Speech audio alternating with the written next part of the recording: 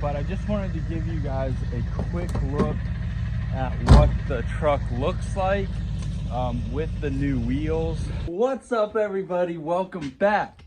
Today is another exciting video, but before we get started, I just want to shout out my wife. She makes these handmade, and they are super comfy and warm for this winter season. I will put her link below to Etsy right down here somewhere. So make sure you go check that out if you want some nice warm hats or clothing. She does it all. So anyways, just wanted to get that in. Now let's get started. All right, so last video we had gotten this all fabbed up.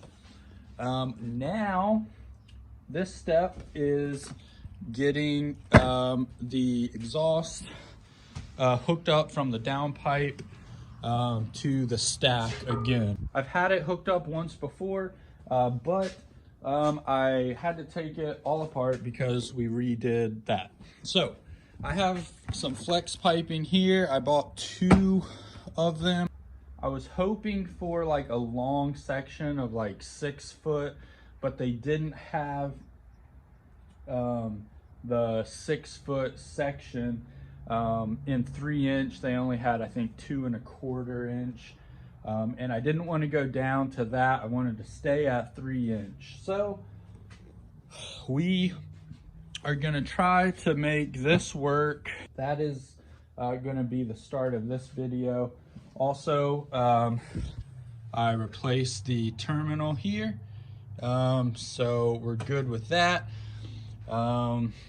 And other than that, I think we're ready. Oh, I believe this is the fuel heater. It heats the fuel up before it gets in the engine, which is unconnected. Actually, this whole system is unconnected because I'm bypassing this fuel pump system right there. Because we added one underneath the truck in previous videos, which I've, if I remember, I'll drop the link up above as well to that video if you want to go check it out. But so today we're going to be removing this and removing this and moving it over here somewhere. On these cold days, you know, when it's 34, 35, and even colder, it has a fit starting. Even though it does have glow plugs, it still needs that heated up, I'm guessing, because it's a fit to start. And how I only have 1 battery right now instead of 2 like it's supposed to have, it runs out of battery very soon after you start cranking. And I have to start jumping it, and I would like to get it reliable to where I can hop up in the morning and start it normal.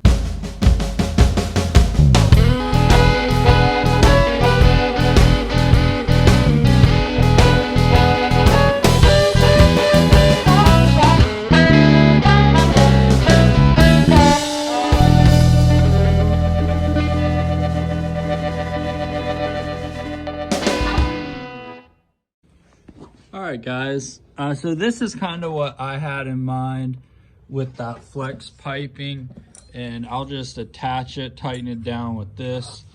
Literally, that's just the easiest, and that way when I go to ever take the downpipe off, I can just undo this clamp and pull it right out of there instead of worrying about welding a bolt flange and stuff like that. So I'm going to do that. Then I'm going to run a straight section of pipe all the way back, and then attach it with another flex fitting on the back part, and that goes into the stack. So all in all, should be a pretty short little project. And then once I do that, I'll worry about the grid heater or the fuel heater, whatever you want to call it. Exhaust all wrapped up. It goes down to that flex pipe to a straight pipe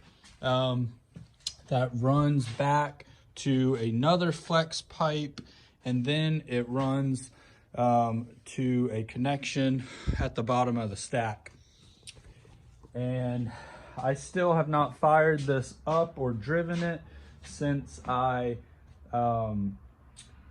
got this manifold and downpipe on. So I'm super excited to see what kind of power improvements I see, if any. I'm pretty sure I will notice a huge difference. Yeah, I'm super excited, and to really see how much boost this thing will make. The highest I've seen at one point was 20 pounds of boost, and then I believe my header cracked, and then the highest I would ever see would be like 16. So at one point in time I did see 20 pounds, and it pulled really good, and I was like, woo, and then it never did that again, and then I noticed the crack in the header. So it should make even more, I'm thinking. However, this turbo is a very small turbo, but the good news is it should spool pretty quick, I'm hoping. But really, I need to drive it and just see. But I noticed there was I think it's a power steering fluid leak, and I noticed one of the fittings over there was loose. So I need to tighten that up. And then, you know, we can give this thing a rip and see how it does. I've got the heater right here. It's all plumbed in. This is the feed line, runs through here. Then it runs into the injection pump right there. The next thing I need to do is extend the wiring harness from over on that side, run it through probably along this clear thing for the brake booster, and connect it right there. So once I do that, then that should be all set, and it should be a lot easier to start when it's cold. What's up, guys? I'm gonna make this quick because my battery is about to die, but I did purchase wheels for the B3000, new ones. I'll just tell you guys what I paid. I paid $200 for them. They are ARC, and it looks like they're two-piece wheels, but yeah, they're street tires, and I'm gonna throw them on here.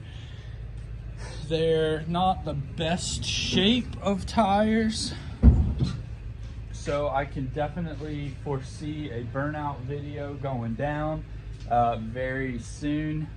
But yeah, I'm gonna pop these on. There is some offset, and there's a little lip, so I am very curious to see how far out the wheels stick out. And going to a lower, smaller tire, I think it's just going to be better all the way around. So that's the plan. I'm going to get to it right now. It's the next morning here, but I just wanted to give you guys a quick look at what the truck looks like with the new wheels. Now keep in mind, this is not the tire setup I'm going to be going with, and also keep in mind the back is going to be lowered about 2 more inches to match the front. So right now it's got a little bit of a rake, but I ordered the parts to drop the back down just a little already. So here it is.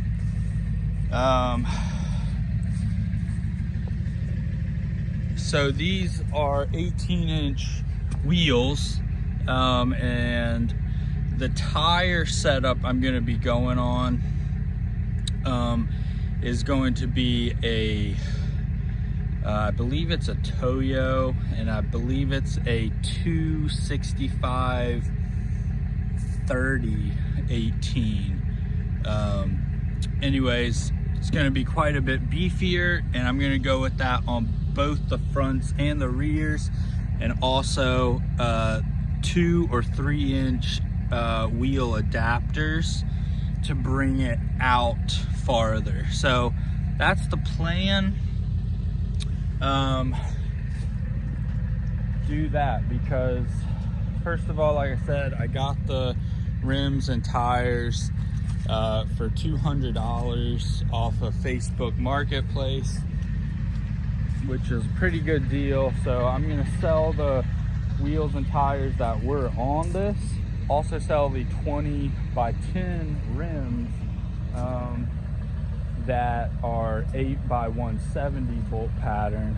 So I'm gonna be selling those to just recoup some of that money, and I'll actually make money off of the whole deal. So all that to say, that's what's up with the wheel setup.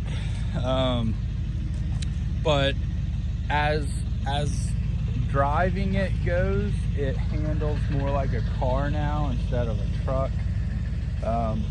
So I'm super excited about that.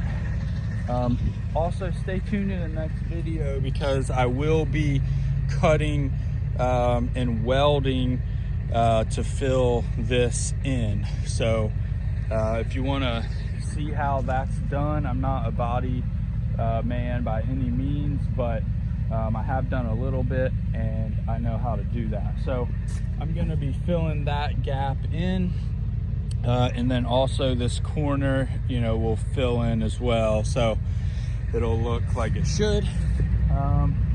And I think that's where I'm going to wrap up this video. Thanks for watching, guys. Like and subscribe. I'm out.